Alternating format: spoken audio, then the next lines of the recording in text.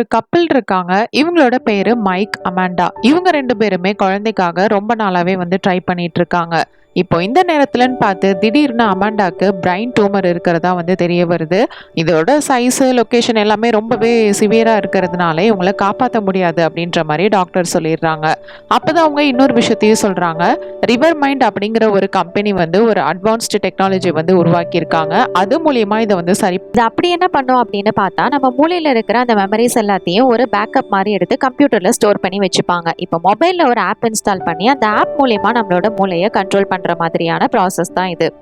Surgery வந்து free தான், ஆனா மாசம் மாசம் நம்ம வந்து இதுக்கு பணம் கட்டி ஆகணும். இதுலயும் வேற வேற லெவல்ஸ் எல்லாம் இருக்கு. ஒவ்வொரு லெவலுக்கு ஏத்த மாதிரி அது வந்து வேலை செய்யும். 2 பேருமே வேற நார்மலான ஒரு ரேஞ்சில் இருக்கிறவங்க தான். இப்போ இதை வந்து எப்படி சமாளிக்கிறாங்க, அப்படியே இதை பண்ணாலும் எப்படி வந்து அது வேலை செய்யுது அப்படின்றது தான் இந்த கதையோட ஸ்டோரி. 2025ல ரிலீஸ் ஆன பிளாக் மிரர் காமன் பீப்பிள். முன்னாடி நம்மளோட சேனலை யாரெல்லாம் சப்ஸ்கிரைப் பண்ணலையோ மறக்காம சப்ஸ்கிரைப் பண்ணிக்கோங்க. இந்த வீடியோக்கு ஒரு லைக்கையும் தட்டி விட்டுருங்க. இங்கே ஒரு கப்பல், இவங்களோட பேரு மைக், அமாண்டா. இவங்க 2 பேரோட ஆனிவர்சரி தான் இது. ரொம்பவே சந்தோஷமா இதை வந்து செலிப்ரேட் பண்ணிட்டு இருக்காங்க. ரொம்பவே சந்தோஷமாவும் எனர்ஜெட்டிக்காவும் வந்து அவகிட்ட வந்து வம்பிழுத்துட்டு இருக்கிறான். சரி சரி கொஞ்சமாவது நைட்டும் வந்து மிச்சம் பண்ணிக்கலாம், அதனால இப்போ வேலைக்கு கிளம்பலாம் அப்படின்னு சொல்லிட்டு இவங்க 2 பேருமே வேலைக்கு கிளம்புறாங்க. அமாண்டா ஒரு ஸ்கூல்ல வந்துட்டு டீச்சரா ஒர்க் பண்ணிட்டு இருக்கிறா. அவளோட கிளாஸ் தான் போயிட்டு இருக்கு. ஒரு வழியா அன்னைக்கு கிளாஸ் வந்து இப்போ முடிய போகுது. அப்படி முடியறதுக்கு முன்னாடி நீங்க எல்லாரும் ரொம்பவே ஜாலியா இந்த வீக்கெண்டை செலிப்ரேட் பண்ணுங்க அப்படின்னு சொல்லிட்டு அனுப்பி வைக்கிறா. ஏன்னா இது வீக்கெண்ட், எல்லா பசங்களுக்குமே லீவு தான். கிளாஸ்ல ஒரு பொண்ணு இருப்பா. இவ வந்து பழைய ஷூஸை போட்டிருக்கிறதுனால மற்ற எல்லா பசங்களும் இவளை வந்து எப்ப பார்த்தாலும் வம்பிழுத்துட்டு கிண்டல் பண்ணிட்டே இருப்பாங்க. அப்ப இவங்க டீச்சர் தான் வந்துட்டு, அதாவது அமாண்டா தான், பழசு போடுறதுனால எதுவுமே வந்து ஒன்றும் தப்பு கிடையாது, பழசு தான் வந்து என்னைக்குமே வந்து நல்லா இருக்கும் அப்படின்ற மாதிரி அவளுக்கு வந்து ஆறுதலா பேசுறாங்க. உங்களோட கிளாஸ் எல்லாம் முடிஞ்சதுக்கு அப்புறம் இவங்க கூட ஒர்க் பண்ற இன்னொரு டீச்சர் இருந்துட்டு, வாங்கல நம்ம வேணா சும்மா போயிட்டு ஏதாவது காஃபி ட்ரிங்க்ஸ் ஏதாவது சாப்பிடலாம் அப்படின்ற மாதிரி கூப்பிடுறாங்க. ஆனா இன்னைக்கு என்னால கண்டிப்பா முடியாது, நம்ம இன்னொரு நாள் போகலாம் அப்படின்ற மாதிரி அமாண்டா சொல்றாங்க. ஏன்னா ஏற்கனவே இந்த இடத்துல மைக் வந்துட்டு சின்ன பிள்ளை மாதிரி ட்ரெஸ் எல்லாம் போட்டுக்கிட்டு கையில பூவோட இவளுக்காக வெளியில ஸ்கூலுக்கு வெளியில வந்து வெயிட் பண்ணிட்டு இருக்கிறான். இவங்க 2 பேரும் எப்பயுமே ஆனிவர்சரிக்கு வெளியில போறது வழக்கம். அதனால இப்பயும் எப்பயும் போலவே வருஷம் வருஷம் செய்யற மாதிரியே இவங்களோட ஃபேவரட் ரெஸ்டாரண்ட்டுக்கு வராங்க. அங்க வந்து இவங்களுக்கு ரொம்பவே ஃபேவரட்டான பர்கர் ஆர்டர் பண்ணி வந்து சாப்பிட்றாங்க. அது அவங்களுக்கு ரொம்பவே பிடிச்சிருக்கு. பேக்ரவுண்ட்ல ஒரு மியூசிக்கும் வந்து பிளே ஆயிட்டு இருக்குது. இது மாதிரி ஒரு பெர்ஃபெக்டான ஈவினிங் அப்படின்னு சொல்லிட்டு 2 பேரும் ரொம்பவே சந்தோஷமா என்ஜாய் பண்றாங்க. வீட்டுக்கு வந்ததுக்கு அப்புறமாவும் இவங்க 2 பேருமே வந்து ஒன்னாதான் இருக்காங்க. இவங்களுக்கு வந்து கல்யாணம் ஆகி ரொம்ப வருஷம் ஆகுது, இன்னும் குழந்தை வந்து இல்ல. இவளுக்கு திடீர்னு வேற தலைவலி வந்துருது. என்னடா அப்படின்னு சொல்லிட்டு பாத்துட்டு இருக்கிறா. அப்ப பார்த்தா இவங்க வந்து குழந்தைக்காக ஒரு தொட்டில் முன்னாடியே வாங்கி வச்சிருந்திருப்பாங்க. இதை நம்ம தேவையில்லாம வாங்கிட்டோம்னு நினைக்கிறேன், ஏன்னா எனக்கு இப்பயும் பீரியட்ஸ் ஆயிடுச்சு, எப்படி நான் வந்து பிரெக்னென்ட்டே ஆக போறதில்ல அப்படிங்கிற மாதிரி அவ மனசுடைஞ்சு போய் பேசிட்டு இருக்கா. அப்ப மைக் தான் இருந்துட்டு, அப்படிலாம் ஒன்றும் சொல்லாத, என்னைக்குனாலும் இது வந்து நம்மளுக்கு உதவும், ஏதாவது ஒரு பாசிட்டிவான விஷயம் நடக்கும் அப்படின்னு சொல்லிட்டு அவன் வந்து ஆறுதல் சொல்லிட்டு இருக்கான். அதெல்லாம் பேசிட்டு இப்போ வந்து ஒர்க்குக்கு போறாங்க. நம்ம மைக் வந்துட்டு ஒரு கன்ஸ்ட்ரக்ஷன் சைட்ல தான் ஒர்க் பண்ணிட்டு இருப்பான். அப்ப அவரோட ஹெட் வந்துட்டு, உன் கூட ஒர்க் பண்ற இன்னொரு ஆள் எங்க அப்படின்னு சொல்லிட்டு கேட்கறாங்க. இவன் போயிட்டு பாக்குறான். இவனோட பேரு ஷான். ஷான் அப்படிங்கிறவன் வந்துட்டு டம் டம்மீஸ் அப்படிங்கிற ஒரு விளையாட்டை தான் வந்து விளையாடிட்டு இருக்கிறான். இது என்ன மாதிரியான ஒரு விளையாட்டு அப்படின்னா, ஆடியன்ஸில் வந்து சில விஷயங்கள் மக்களை வந்து பண்ண சொல்லுவாங்க. அந்த மாதிரி அதே மாதிரி அவங்க செஞ்சாங்க அப்படின்னா அதுக்கு வந்து அவங்களுக்கு காசு கொடுப்பாங்க. இப்போ கூட ஒரு மனுஷனை பார்த்தா அவனோட யூரின் எடுத்து அவனையே வந்து குடிக்க சொல்லிட்டு இருக்காங்க. இது மாதிரிலாம் பண்ணா அவனுக்கு வந்து காசு. என்ன மாதிரியான விளையாடுறா இது, பைத்தியக்காரத்தனமா இருக்கு, விளையாண்டு தொலைக்கிற, ஆஃபீஸ் கம்ப்யூட்டர்ல எதுவும் விளையாடிராது அப்படின்னு சொல்லிட்டா மைக் வந்து கிளம்பிடுறான். ஒரு பக்கம் அமண்டா வந்து கிளாஸ்ல வந்து டீச்சிங் பண்ணிட்டு இருக்கும்போது திடீர்னு பார்த்தா அவளுக்கு வந்து அப்படியே மயக்கம் வர மாதிரி இருக்கு. அந்த இடத்துல அவ மயக்கம் போட்டு கீழே விழுந்துடுறா. இந்த மாதிரி திடீர்னு மயக்கம் போட்டு விழுந்துட்டாலேன்னு ஹாஸ்பிட்டல்ல அட்மிட் பண்றாங்க. இந்த விஷயத்த உடனே மைக் கிட்ட சொன்னதும் அவனு வந்து பதறி அடிச்சு போயிட்டு ஹாஸ்பிட்டலுக்கு வந்து பாக்குறான். வந்து பார்த்தா அவனுக்கு பயங்கரமான ஷாக்கிங். என்னன்னா அமாண்டாக்கு வந்து பிரெயின் டியூமர் இருக்கிறதாவும் அதை வந்து இப்ப குணப்படுத்த முடியாத ஸ்டேஜ்ல இருக்கிறதாவும் வந்து சொல்றாங்க. அதனால இதுக்கப்புறம் அவங்க வந்து எந்திரிக்கவே போறதில்ல, நீங்க வந்து ரொம்பவே தைரியமா இருக்கணும் அப்படின்ற மாதிரி டாக்டர் சொல்லிட்டு இருக்காங்க. இல்ல நீங்க அப்படிலாம் சொல்லக்கூடாது, இதுக்கு நிச்சயமா ஏதாவது ஒரு வழி இருக்கும், நீங்க வந்து வேற ஏதாவது வழி இருந்தா சொல்லுங்க அப்படின்னு சொல்லிட்டு மைக் வந்து கேட்கறான். அந்த டாக்டர் வந்துட்டு, இதுக்கு வந்து ஒரு சொல்யூஷன் வந்து இருக்கு, ஒரு அட்வான்ஸ்டு டெக்னாலஜி வந்து ஒரு கம்பெனி வந்து இப்போ உருவாக்கி இருக்காங்க, அது மூலியமா இதை வந்து குணப்படுத்த முடியும், ஆனா அதுல கொஞ்சம் ரிஸ்க்கும் இருக்கும் அப்படின்னு வந்து இவங்க சொல்லிடுறாங்க. இருந்தாலும் பாத்துக்கலாம் அப்படின்னு சொல்லிட்டு மைக் வந்து மயக்கத்துல இருக்கிற அமண்டாவை தான் பாத்துட்டு இருக்கிறான். இப்ப இந்த நேரத்துக்கு இந்த இடத்துல ஒருத்தவங்க வராங்க. இவங்களோட பேரு கேனர். இவங்க ரிவர் மைண்ட் அப்படிங்கிற கம்பெனியோட ஓனர். இவங்க வந்து ஒரு புது விஷயத்தை வந்து கண்டுபிடிச்சிருக்காங்க. அது என்னன்னா நியூராலஜிக்கல் அட்வான்ஸ்டு டெக்னாலஜி அப்படிங்கிற ஒரு விஷயம் தான். இது என்ன பண்ணும் அப்படிங்கிறத பற்றி அவங்க எக்ஸ்பிளைன் பண்ணுறாங்க. ஃபஸ்ட்டு நம்ம பிரெயினில் இருக்கிற எல்லா மெமரிஸையுமே ஒரு பேக்கப் மாதிரி எடுத்து ஒரு கம்ப்யூட்டரில் வந்து ஸ்டோர் பண்ணி வச்சுக்கோம். கம்ப்யூட்டரில் வந்து ஸ்டோர் பண்ணதுக்கு அப்புறமா நம்ம பிரெயினோட எல்லா ஆக்டிவிட்டீஸையுமே அதில் வந்து நம்மளால பார்க்க முடியும். இது மூலயமா டியூமராக இருந்தாலும் சரி, எதுவாக இருந்தாலும் சரி, அது எல்லாத்தையுமே வந்து சரி பண்ணிடலாம். அது எல்லாத்தையும் கட் பண்ணிட்டு அது எல்லாமே ரிமூவ் பண்ணிட்டு அந்த இடத்துல வந்து ஒரு சிந்தட்டிக் ரிசீவர் டிஷ்யூவை வந்து நாங்கள் வச்சிருவோம். இந்த டிஷ்யூ வந்து என்ன பண்ணோம்னா, இதுக்கு முன்னாடி பிரெயினில் என்னென்னலாம் மெமரிஸ் இருந்ததோ அது எல்லாத்தையுமே நம்ம பேக்கப்பாக எடுத்து ஸ்டோர் பண்ணி வச்சிருக்கோம்ல, அதை வந்து ஆக்டிவேட் பண்ணி அவங்கள வந்து நார்மலான பர்சனாக வந்து இருக்க வைக்கும் அப்படின்ற மாதிரி இவன் சொல்றா. இவன் வந்து கொஞ்சம் ஃபர்ஸ்ட் தயங்குறான். அதை பார்த்துட்டு இவன் என்ன சொல்றான்னா, எனக்கே ஒரு பெரிய ஆக்சிடென்ட் நடந்தது, அதுக்கப்புறம் நான் பொழைப்பனானே தெரியாம இருந்த நேரத்துல இந்த டெக்னாலஜி தான் எனக்கு வந்து இப்போ யூஸ்ஃபுல்லா இருக்குது. நான் கூட இதை பண்ணியிருக்கேன். நான் வந்து பிசிக்கலாவும் சரி மென்டலாவும் சரி இதுக்கு முன்னாடி எப்படி இருந்தனோ அதே மாதிரி தான் இப்பயும் இருக்கேன். அதனால நீங்க ஒன்றும் பயப்பட தேவையில்லை அப்படின்ற மாதிரி இவன் சொல்றா. மைக்குக்கும் வேற ஆப்ஷன்ஸ் கிடையாது. இதை விட்டா அவளோட அமண்டாவை அவன் வந்து இழக்கிறது தான் ஒரே வழி. அதனால சரி அப்படின்னு சொல்லிட்டு இவனும் ஒத்துக்கிறான். அப்படி ஒத்துக்கிட்டதுக்கு அப்புறமா இவங்க இன்னும் சில இன்ஃபர்மேஷன்ஸை வந்து சொல்றாங்க. சர்ஜரி முடிஞ்சதுக்கு அப்புறமா இந்த அமெண்டா அப்படிங்கிறவங்க வந்து 1 மணி நேரம் 2 மணி நேரம் வந்து எக்ஸ்ட்ரா தான் டெய்லியுமே வந்து தூங்குவாங்க. ஏன்னா இந்த சிஸ்டம் மூலியமாக தான் இதை வந்து நம்ம அப்டேட் பண்ணி ஒர்க் பண்ண வைக்க போகிறோம். அதனால சிஸ்டமோட ஸ்பீடு இதெல்லாம் பொறுத்து தான் இது வந்து வேலை செய்யும். கொஞ்சம் எக்ஸ்ட்ரா தான் அவங்க தூங்குவாங்க. மட்டும் இல்லாமல் இப்போ தான் நாங்கள் எங்களோட கம்பெனியை வந்து டெவலப் பண்ணிட்டு இருக்கிறோம். இந்த ஊர் ஃபுல்லாகவே எங்களோட கம்பெனியோட டவர்ஸ் எல்லாமே வந்து வச்சாச்சு.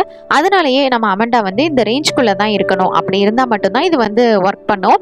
இன்னும் நாங்கள் வந்து ஒரு 1 இயரில் வந்து இந்த நாடு முழுவதுமே வந்து இந்த மாதிரி வந்து டெவலப் பண்ணிடுவோம். அதுக்கப்புறம் நீங்கள் எங்கே வேணாலும் போகலாம். அப்படி போனாலும் எந்த பிரச்சனையும் இருக்காது அப்படிங்கிற மாதிரி இவங்களோட கண்டிஷன்ஸ் எல்லாத்தையும் சொல்கிறாங்க. இந்த சர்ஜரி பண்ணுறதுக்கு ஃப்ரீ தான். ஆனால் மாதம் மாதம் இதுக்கு வந்து சப்ஸ்கிரைப் பண்ணுறது மாதிரி இவங்க வந்து காசு கட்டி ஆகணும். அதுவும் 25,000 ரூபா. மாதம் 25,000 ரூபா பண்ணணும். இதை பற்றி அவன்லாம் யோசிக்கல. கான்ட்ராக்டில் சைன் பண்ணுறான். இந்த ஆப்ரேஷனும் முடியுது. அமெண்டாவும் நல்லபடியாக திருப்பி வந்துடுறா.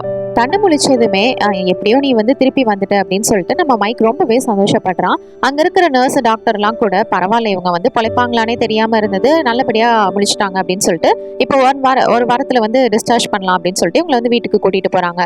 அப்படி போனதுக்கு அப்புறமா வீட்டில் வந்து இவங்களுக்கான அந்த சப்ஸ்கிரிப்ஷன் பண்ணுற வேலை எல்லாமே வந்து செஞ்சு வைக்கிறாங்க.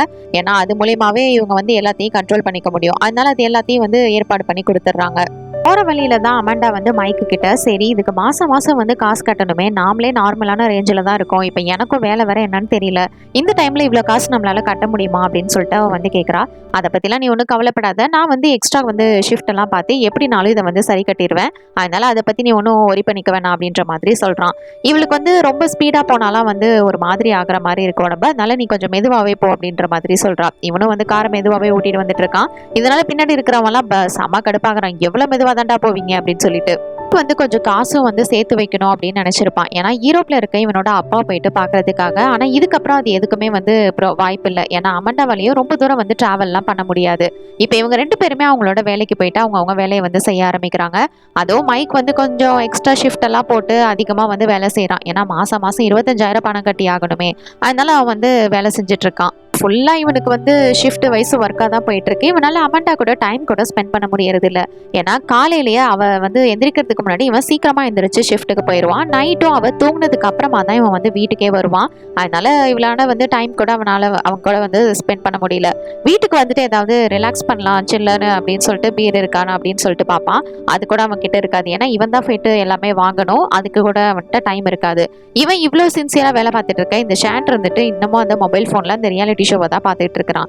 இன்னைக்கு ஒருத்தர் என்ன பண்றான்னா, அவனோட பல்ல அவனே பிடுங்கி அவனே அதை முழுங்கவும் செய்யணும். இது மாதிரி கேவலமான டாஸ்க் எல்லாம் செஞ்சா காசு கிடைக்குதுன்றதுக்காக என்ன வேணாலும் பண்ணிட்டு இருக்கிறாங்க. தான் இவங்களுக்கு வந்து ஒரு ஆனிவர்சரி வந்தது மாதிரி இருந்தது. அதுக்குள்ள பார்த்தா அடுத்த வருஷம் ஆனிவர்சரியே இவங்களுக்கு வந்துருது. இவங்க எப்பயுமே ஆனிவர்சரிக்கு அந்த ரெஸ்டாரண்ட் போயிட்டு சாப்பிட்டு என்ஜாய் பண்ணிட்டு வர்றது வழக்கம். இவளுக்கு வந்து பெருசா ஏதோ சர்ப்ரைஸ் ஆன மாதிரியோ இல்லை எக்ஸைட்டடா இருக்கிற மாதிரியோ வந்து ஃபீல் பண்ணவே இல்லை. ஓ நம்ம வெளியில போறோமா, சரி ஓகே அப்படின்ற மாதிரி அவ வந்து விட்டுறா. மைக் வந்து எப்பயும் போல ஒவ்வொரு ஆனிவர்சரிக்கும் என்னெல்லாம் ஏற்பாடு பண்ணுவானோ அதே மாதிரி வந்து எல்லாத்தையும் ரெடி பண்றான். இப்போ வந்து இந்த ஃபேவரட் ரெஸ்டாரண்ட்டுக்கு வந்து இவங்க போயிட்டு இருக்காங்க. அப்படி போற வழியில நம்ம மைக்குக்கு வந்து கொஞ்சம் உடம்பு முடியாம இருக்குது. இதை பார்த்துட்டு அமெண்டா வந்து சண்டை போட ஆரம்பிக்கிறா. உனக்கு தான் இப்படி உடம்பு முடியலையே, நீ ஏன் இவ்வளோ ரிஸ்க் எடுத்துட்டு நம்ம இவ்வளோ தூரத்துக்கு வந்து வரணும், பேசாம வீட்டிலே இருந்தா என்ன, இவ்வளோ டைட் சுச்சுவேஷன்லயும் நம்ம போயிட்டு இப்படி ஆடம்பரமா வந்து ஆனிவர்சரியை கொண்டாடினா இப்போ என்னதான் வந்துச்சு அப்படின்ற மாதிரி அவ பயங்கரமா வந்து திட்டிட்டு இருக்கிறா. இதை கேட்டதுமே மைக்குக்கு வந்து ரொம்பவே மனசுடைஞ்சு போயிடுறான். ஏன்னா ஏன்னா ஒவ்வொரு வருஷமும் கல்யாணம் ஆனதுல இருந்து நம்ம அந்த ரெஸ்டாரண்ட்டுக்கு போயிட்டு சாப்பிட்டு இது மாதிரி என்ஜாய் பண்ணிட்டு இருக்கோம். இதுதான் நம்மளோட வழக்கம். இப்ப என்ன, நமக்கும் நிச்சயமா இதுல இருந்து ஒரு பிரேக் வேணும் அப்படின்ற மாதிரி அவன் சொல்லிட்டு இருக்கான். இவங்களுக்குள்ள பேச்சுவார்த்தை ஆரம்பிச்சு அது ஒரு பெரிய சண்டையில போயிட்டு முடியுது. அப்ப நம்ம மைக் வந்து ஒரு வார்த்தையை விட்டுறான். உனக்கு என்ன, நீ பாட்டுக்கு வந்து வீட்டுல உட்காந்துட்டு ரெஸ்ட் எடுத்துக்கிற, அது மட்டும் இல்ல நீ எந்த எக்ஸ்ட்ரா ஒர்க்கும் வந்து செய்யறது கிடையாது, நான் தான் வந்து கஷ்டப்பட்டு ஷிஃப்ட் போட்டு அவ்வளவு வேலை செய்யறேன் அப்படின்ற மாதிரி சொல்ல, இதெல்லாம் கேட்டுதான் அவளுக்கு வந்து ஒரு மாதிரி அப்படியே மூச்சு விட முடியாம திணறிட்டு இருக்கிறா. கடைசியில அவ மயங்கிடுறா. இதை பார்த்ததும் இவனுக்கு வந்து ஒரு மாதிரி ஆயிருது. ஐயோ என்னடா ஆச்சு அப்படின்னு சொல்லிட்டு திடீர்னு வந்து என்ன மயக்கம் போட்டுட்டு அமெண்டா எந்திரி அப்படின்னு சொல்லிட்டு எழுப்புறதுக்கு ட்ரை பண்றான். ஆனா அவ முழிக்கவே இல்லை. உடனே காரை திருப்பிக்கிட்டு எப்படியாவது ஹாஸ்பிட்டல் சீக்கிரம் போனோம் அப்படின்னு சொல்லிட்டு அவ வந்து காரை திருப்பிட்டு போயிட்டு இருக்கிறான். அந்த இடத்தோட பார்டரை தாண்டதுமே அவ மறுபடியும் வந்து கண்ணு முழிச்சிடுறா. அதுவும் எதுவுமே நடக்காம இருக்கிற மாதிரி கேஷுவலாவே வந்து அவ இருக்கிறா. இதை பார்த்ததும் இவனுக்கே ஒன்றும் புரியல. சரின்னா அன்னைக்கு நைட்டு இவங்க வீட்டுக்கு போயிட்டு தூங்கிட்டு மறுநாள் காலையில அந்த கேனரை போயிட்டு மீட் பண்றாங்க. இது மாதிரி நடந்தது அப்படின்னு நடந்த விஷயத்த பத்தி சொல்லவும், நீங்க வந்து எங்களோட அந்த லிமிட்டை தாண்டி வந்து போயிருக்கீங்க, இவ்வளவுதான் எங்களோட ஏரியா லிமிட், இவ்வளவுதான் வந்து டவர்ஸ் எல்லாம் இருக்குது, இதை தாண்டி நீங்க வந்து போயிருக்கீங்க, அதனாலதான் இப்படி ஆயிருக்குன்ற மாதிரி சொல்றாங்க. ஆனா நான் மேப்பை ஃபாலோ பண்ணி தான் போனேன், அதை எல்லாம் தாண்டலையே அப்படின்ற மாதிரி இவன் சொல்றான். கேனர் வந்து இன்னொரு விஷயத்த சொல்றாங்க. அது என்னன்னா, நாங்க இப்பதான் எங்களோட டவர்ஸ் எல்லாத்தையுமே வந்து அப்கிரேட் பண்ணிட்டு இருக்கிறோம். கிட்டத்தட்ட இது 1 இயரை தாண்டிடுச்சு. அப்படிங்கிறதுனால இந்த நாடு முழுவதுமே எங்களோட இந்த சிஸ்டமை வந்து நாங்க கொண்டு வந்துட்டோம். அதனால நீங்க வந்து இப்போ இதெல்லாம் சரி பண்ணணும் அப்படின்னா, எல்லா இடத்துக்கும் போகணும் அப்படின்னு நினைச்சீங்கன்னா உங்களோட இந்த சப்ஸ்கிரிப்ஷனை இன்னும் நீங்க வந்து அப்கிரேட் பண்ணிக்கோங்க. அது மாதிரி பண்ணீங்கன்னா உங்களால இந்த இந்த ஊர்ல மட்டும் இருக்கணும்னு இல்லை, இதை தாண்டி எங்க வேணாலும் போக முடியும் அப்படின்ற மாதிரி சொல்றாங்க. ஆனா அதுக்கு நீங்க வந்து கொஞ்சம் எக்ஸ்ட்ரா காசு கட்டுற மாதிரி இருக்கும். ஒன்றும் இல்லை, மாசம் வெறும் 68,000 தான் அப்படின்ற மாதிரி சொல்ல, இதை கேட்டதுமே அமண்டாக்கு செம்ம கடுப்பாகிறது. அந்த மாதிரி சொன்னதை கேட்டுட்டு இந்த கேனர் என்ன பண்றாங்கன்னா, அப்படின்னா நீங்க வந்து உங்களோட லெவலுக்கு வீட்டில் மட்டும்தான் இருக்க முடியும், வீட்டிலே பேசாம நீங்க இருங்க, அதுதான் உங்களுக்கு நல்லது அப்படின்னு சொல்லி அனுப்பி வச்சிடுறாங்க. வந்ததுக்கு அப்புறம் பார்த்தா எப்பயும் தூங்குறத விட இன்னும் 2-3 மணி நேரம் இவ எக்ஸ்ட்ரா தூங்கிக்கிட்டே தான் இருக்கிறா. அது மட்டும் இல்ல, அவளுக்கு மண்டைக்குள்ள ஏதோ டிஸ்டர்பன்ஸ் இருந்துட்டே இருக்கிற மாதிரியே இருக்கு. சரி, இதை பத்தி காலையில சாப்பிடும்போது நம்ம மைக் கிட்ட சொல்லலாம் அப்படின்னு சொல்லிட்டு பார்த்தா அவன் வந்து காஃபி கொடுக்குறான். அதை குடிக்கும்போது சொல்ல வரலான்னு ட்ரை பண்றான். ஆனா அவளால முடியல. ஏதோ குழப்பத்திலே அவ இருக்கிற மாதிரி அவளுக்கு ஃபீல் ஆகுது. சரி, வேலை இருக்கு அப்படின்னு சொல்லிட்டு 2 பேருமே வேலைக்கு கிளம்பிடுறாங்க. கிளாஸ்க்கு வந்ததுக்கு அப்புறமா அவ வந்து சொல்லி கொடுப்பா, பாடத்தை நடத்துவா அப்படின்னு பார்த்தா ஏதோ இந்த ஆட்ஸ்ல எல்லாம் வரும்ல, அந்த மாதிரி விஷயங்கள் எல்லாம் சொல்லிட்டு இருக்கிறா. என்ன ஆச்சு நம்ம டீச்சருக்கு அப்படின்னு சொல்லிட்டு குழந்தைங்க எல்லாம் இப்படிலாம் இல்ல மிஸ், இந்த மாதிரி பண்ணணும் அப்படி பண்ணணும் அப்படின்னு சொல்லிட்டு அதுங்களே வந்து சொல்லி கொடுக்குதுங்க. இதெல்லாம் புரியுது. ஆனா அவளுக்கே என்ன செய்யறா அப்படிங்கறத பத்தி தெரியல. இப்ப கிளாஸ் முடிஞ்சதுக்கு அப்புறமா ஒரு பையன் வந்துட்டு, என்னோட அம்மா அப்பா இப்ப பார்த்தாலும் சண்டை போட்டுக்கிட்டே இருக்காங்க டீச்சர், அவங்க வந்து டிவோர்ஸே பண்ண போறாங்க, இப்ப நான் என்ன பண்றது அப்படின்னு கேட்கும்போது, நீங்க வந்து அந்த கிறிஸ்டியன் கவுன்சிலிங் வந்து போங்க, அப்படி போனாங்கன்னா அது வந்து நிச்சயமா சரியாயிரும் அப்படின்ற மாதிரி சொல்றாங்க. என்னடா இது அப்படின்ற மாதிரி பார்க்கத்தா அதுவும் வந்து ஒரு ஆட் தான். இவங்க வீட்டுக்கு வந்ததுக்கு அப்புறமா 2 பேரும் வந்து கொஞ்சம் சந்தோஷமா இருக்கலாம் அப்படின்னு சொல்லிட்டு மைக் வந்து ட்ரை பண்றான். அப்ப நம்ம அமாண்டா இருந்துட்டு ஏதோ ஒரு ப்ராடக்ட்டை பத்தி பேசிட்டு இருக்கா. என்ன இவ திடீர்னு வந்து ஏதோ சம்பந்தமே இல்லாம பேசுறாளே அப்படின்னு சொல்லிட்டு அவனுக்கு செம கடுப்பாயிருது. என்னாச்சு உனக்கு அப்படின்னு வந்து கேட்டுட்டு இருக்கும்போது இவ மறுபடியும் அந்த ப்ராடக்ட்டை பத்தி தான் வந்து சொல்லிட்டு இருக்கா. அதுக்கப்புறமா தான் இவனுக்கு புரிய வருது, இது ஏதோ ஒரு பெரிய பிரச்சனை தான் அப்படின்னு சொல்லிட்டு அடுத்த நாள் இவங்க என்ன பண்றாங்கன்னா மறுபடியும் கேனரை வந்து போயிட்டு பாக்குறாங்க. என்ன சொல்றாங்கன்னா, இதெல்லாம் ஒன்றும் பயப்படுற மாதிரி எல்லாம் கிடையாது, இதெல்லாம் ஜஸ்ட் கமர்ஷியல் மெசேஜஸ் மட்டும்தான், அதனால இதெல்லாம் நார்மல் தான் அப்படின்ற மாதிரி சொல்லிடுறாங்க. இப்போ இவங்களுக்கு வந்து நிறைய டெஸ்ட் எடுத்திருப்பாங்க. இந்த டெஸ்ட் எல்லாம் வச்சு பார்க்கும்போது இவங்க வந்து பேசிக் லெவல் ஆஃப் சப்ஸ்கிரிப்ஷன்ல தான் இப்போ வந்து இருக்கிறாங்க. இது ஒவ்வொரு லெவலுக்கு ஏற்ற மாதிரியும் வந்து மாறிக்கிட்டே இருக்கும் அப்படின்ற மாதிரி சொல்ல, அப்ப அமெண்டா இருந்துட்டு இதெல்லாம் ஒன்றும் மெசேஜ் கிடையாது, இதெல்லாம் வந்து ஆட்ஸ் அப்படின்ற மாதிரி அவ வந்து சொல்றா. இது எல்லாமே விளம்பரம் தான், அது மாதிரி தான் என் மண்டையில ஓடிட்டே இருக்கு அப்படின்ற மாதிரி சொல்ல, இதெல்லாம் உங்களுக்கு வேணாம் அப்படின்னு நினைச்சீங்கன்னா நீங்க மைண்ட் பிளஸ் அப்படின்னு சொல்லிட்டு அடுத்த லெவல் ஆஃப் சப்ஸ்கிரிப்ஷன் வந்து இருக்கு, அதை வேணா நீங்க ஆக்டிவேட் பண்ணிக்கோங்க, அப்ப இந்த ஆட்ஸ் எல்லாம் வராது அப்படின்ற மாதிரி சொல்றாங்க. இதெல்லாம் கேட்டு உங்களுக்கு செம கடுப்பு தான் ஆகுது. அட போங்க நீங்களும் உங்க கம்பெனியும் அப்படின்னு சொல்லிட்டு அமெண்டா வந்து அங்கேருந்து வந்துடுறா. இப்போ இவங்க கிளாஸ்ல வந்துட்டு எப்பயுமே ஒரு பொண்ணு வந்து பழைய ஷூவை தானே போட்டுட்டு வந்துட்டு இருப்பா, நீ கொஞ்சம் நல்ல ஷூ போட்டு வந்தா நல்லா இருக்கும் அப்படிங்கிற மாதிரி அமெண்டாவே சொல்றா. இது எல்லாத்துக்கும் காரணம் அந்த விளம்பரம் தான். இப்போ இவளை வந்து ஸ்கூல் பிரின்சிபல் வந்து கூப்பிட்டுருப்பாங்க. எதுக்காக அப்படின்னு கேட்டா, ஒரு சின்ன பையன் அவங்க அம்மா அப்பா வந்து சண்டை நடந்துட்டு இருக்கு, என்ன பண்றதுன்னு கேட்டா கவுன்சிலிங் போங்கன்னு சொல்லிட்டு அவங்க கிட்ட சொல்லியிருக்கீங்க அப்படின்னு சொல்லிட்டு இவங்க வந்து திட்டிடுறதுக்காக வந்து கூப்பிட்டுருப்பாங்க. அவன்கிட்ட வந்து எப்பயும் வழக்கம் போல இப்படிலாம் நடந்துக்க மாட்டான், என்னாச்சு ஏதாச்சுன்னு விசாரிக்க தான் கூப்பிட்டுருப்பாங்க. இவளுக்கும் வந்து ஐயோ இது எல்லாமே அந்த விளம்பரத்தினால தான் அப்படின்னு புரிஞ்சுக்கிட்டு அதை எக்ஸ்பிளைன் பண்ண தான் நினைக்கிறா. ஆனா அதுக்கு முன்னாடியே இப்பயும் ஒரு விளம்பரத்தை பத்தி தான் வந்து அவ பேசிட்டு இருக்கிறா. வந்து இவ அந்த விளம்பரத்தை பத்தியே பேசினதுனால இப்ப இவளை வேலையை விட்டே தூக்குற நிலைமையில இருக்கிறாங்க. வீட்டுக்கு வந்ததுக்கு அப்புறமா இவ்வளவு நடந்த விஷயங்களை பத்தி மைக்கு கிட்ட சொல்றா. பின்னே நம்மளுக்கு கொஞ்சம் பிரச்சனையில தான் போய்கிட்டு இருக்கு. இந்த நேரத்துல பார்த்து எனக்கு வேற இப்ப வேலை போற நிலைமையில இருக்குது. என்ன பண்ண போறேன்னு தெரியல அப்படின்ற மாதிரி அவ புலம்பிட்டு இருக்க. சரி நீ ஒன்றும் கவலைப்படாத, நீ போயிட்டு தூங்கு அப்படின்னு சொல்லிட்டு அவளை தூங்க வச்சுட்டு இவன் வந்து ஒரு ரூம்குள்ள தனியா வரான். அதுவும் கையில ஒரு லேப்டாப்போட. ரூம் கதவை பூட்டிட்டு அந்த திறக்காத அளவுக்கு ஒரு சேரையும் வச்சுட்டு இவன் மூஞ்சில மாஸ்க போட்டுக்கிட்டு அந்த டம் டம்மீஸ் அப்படின்னு இவனோட ஃப்ரெண்டான ஷான் சொன்ன அந்த வெப்சைட்டுக்குள்ள இவனும் போயிட்டு இதையும் அவன் பண்ண ஆரம்பிக்கிறான். ஏன்னா காசுக்காக இதை வந்து அவன் பண்ணிதான் ஆகணும். நாள் காலையில பொழுது விடிஞ்சதுமே இவன் மறுபடியும் அந்த விளம்பரங்களை பத்தி வந்து பேச ஆரம்பிச்சிடுறா. இப்போ இவன் வந்து அந்த டம் டம்மீஸ்ல கொஞ்சம் காசு சேர்த்திருப்பான்ல, அதை வச்சு இவளோட பேக்கேஜை வந்து இப்போதைக்கு அவன் வந்து கொஞ்சம் அப்கிரேட் பண்றான். இது மூலயமா இவன் அந்த ஆட்ஸை பத்தி பேசாம இருப்பா அப்படின்றதுனால தான் வந்து அவன் அப்கிரேட் பண்ணதுனால கொஞ்ச நேரத்துக்கோ இல்லைனா கொஞ்ச நாளைக்கோ லிமிட்டட் பீரியட் தான் இதை மாசமே இவங்க பண்ணி ஆகணும். இப்போதைக்கு அவகிட்ட இருக்கிற காசை வச்சு இதை வந்து சரி பண்ணியிருக்கிறான். நீ ஒன்றும் கவலைப்படாத, நான் எக்ஸ்ட்ரா ஒர்க் பார்த்து நிச்சயமா இதை வந்து ஈடு கட்டிடுறேன் அப்படின்னு சொல்லிட்டு அவன் சொல்றான். இதுக்கப்புறம் உனக்கு இந்த விளம்பரம் இதை பத்திலாம் வராது, அதனால நீ ஸ்கூலுக்கு போயிட்டு எப்பயும் போல ஒர்க் பார்க்கலாம் அப்படின்னு சொல்லிட்டு இவளை வந்து அனுப்பி வைக்கிறான்.